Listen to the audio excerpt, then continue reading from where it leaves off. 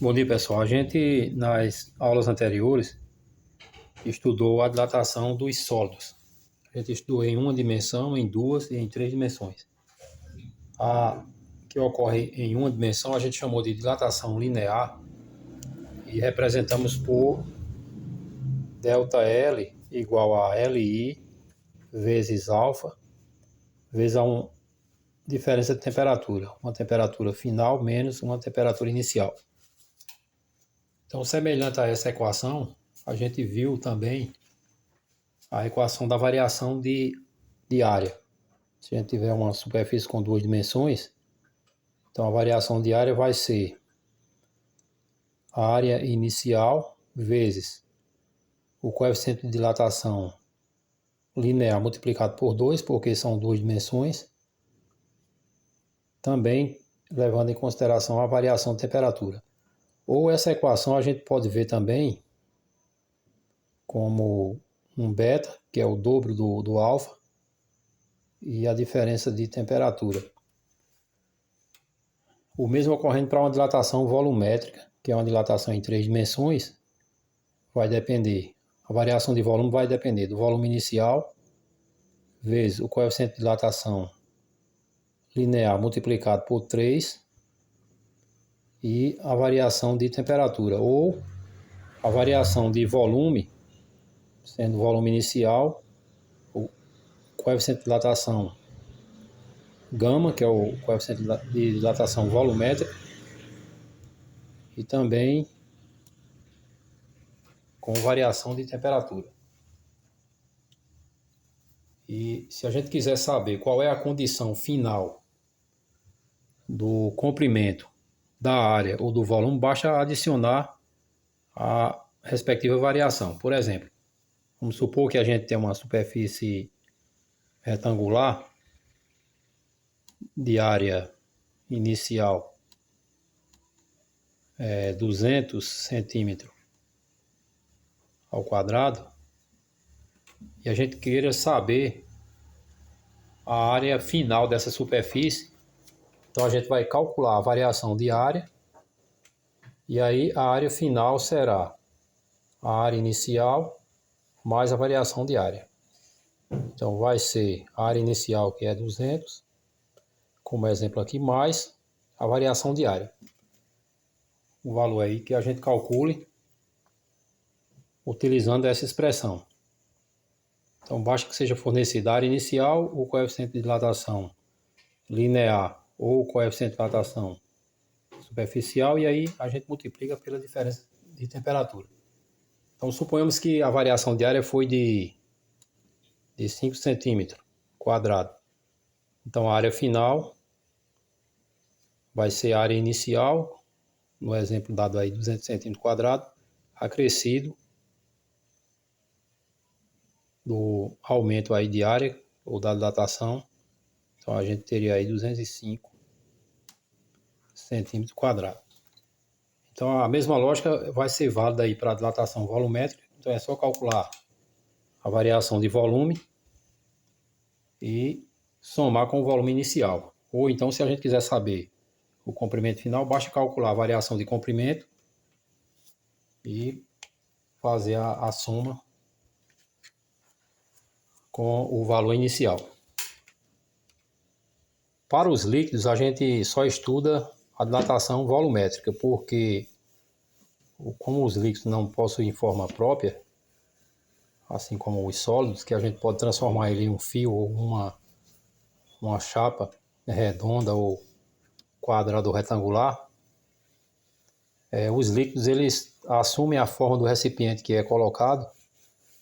Então, como eles não têm forma própria, a gente vai estudar a dilatação do líquido juntamente com a dilatação do sólido. Então vai ser apenas um cálculo a mais o raciocínio da determinação dessas variações de volume vai seguir a mesma lógica da dilatação dos líquidos. Então, inicialmente, vamos supor que a gente tem aqui um recipiente com um volume inicial e uma temperatura inicial. Então, fornecendo calor, uma chama de um fogão, por exemplo, a esse recipiente ele vai atingir uma temperatura θ2. Daí a gente já tem um delta de variação de temperatura e o volume inicial.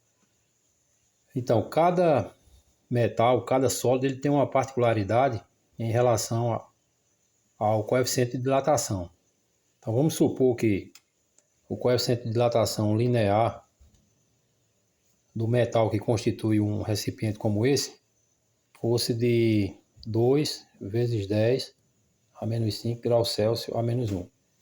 Então, como a partir de agora a gente vai trabalhar com dilatação volumétrica, então a gente multiplica esse coeficiente por 3, que vai ser exatamente 3 vezes alfa, né? Ou seja, 3 vezes 2, 6. E aí o coeficiente de dilatação volumétrica seria de 6 vezes 10 a menos 5 graus Celsius elevado a menos 1.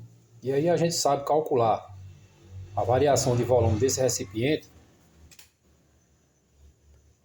utilizando a expressão volume inicial vezes o coeficiente de dilatação volumétrica, que no caso seria esse valor aqui, ou 3 vezes alfa, e multiplicar pela variação de temperatura, que seria o θ2 menos o θ1. Pronto, daí a gente calcularia a variação de volume do recipiente. Então esse recipiente ele vai expandir. Vamos supor que essa linha aqui represente que agora esse recipiente possui um tamanho maior. Essa parte de fora aqui vai representar a expansão e, consequentemente, o ΔV, a variação de volume. Se o recipiente ele aumenta de volume, vamos supor uma situação em que esse recipiente, inicialmente aqui, ele estivesse cheio pela borda aqui de um líquido qualquer e depois do aquecimento, esse líquido ele transborda uma quantidade. Isso aqui a gente recolheu uma quantidade de líquido que transbordou. Esse líquido que transborda, ele é chamado de dilatação aparente. A gente vai colocar aqui ΔV AP. E essa variação de volume, ela segue essa mesma lógica aqui. Depende do volume inicial.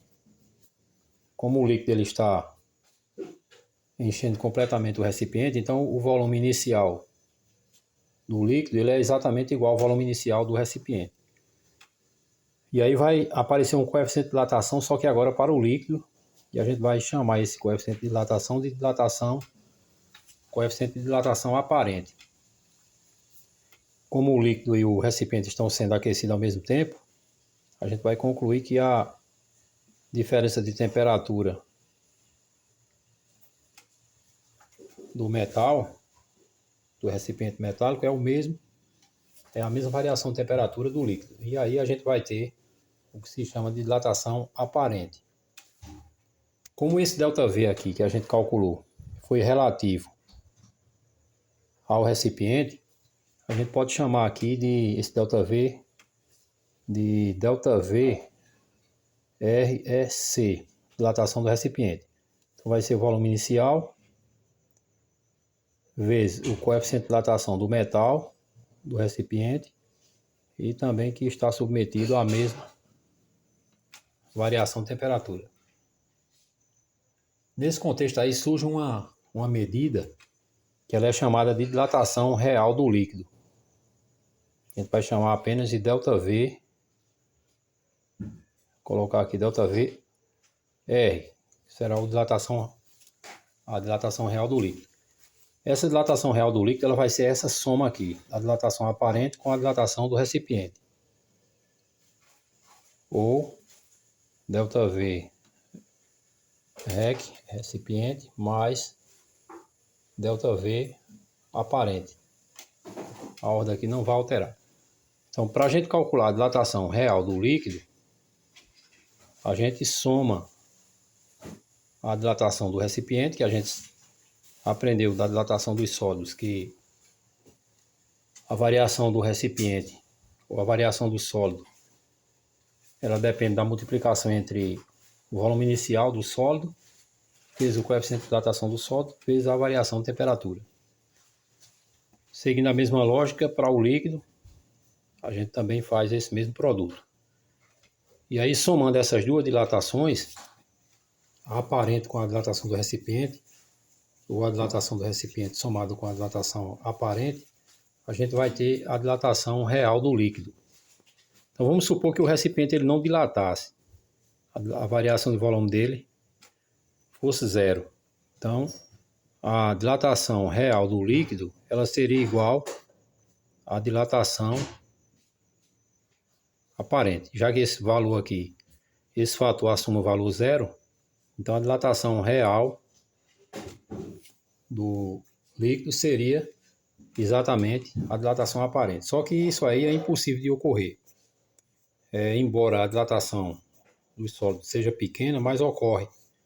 Então, por isso que a gente tem que fazer esse acréscimo. Então, caso esse recipiente ele não dilatasse, então a quantidade de líquido aqui que transbordou, o ΔVAP, ele seria a dilatação real do líquido. Mas aí a gente vai sempre ter que acrescentar a dilatação do recipiente com a dilatação aparente do líquido, que vai ser exatamente a quantidade de líquido que transborda. Então vamos a um exercício no próximo vídeo para mostrar como é que isso funciona.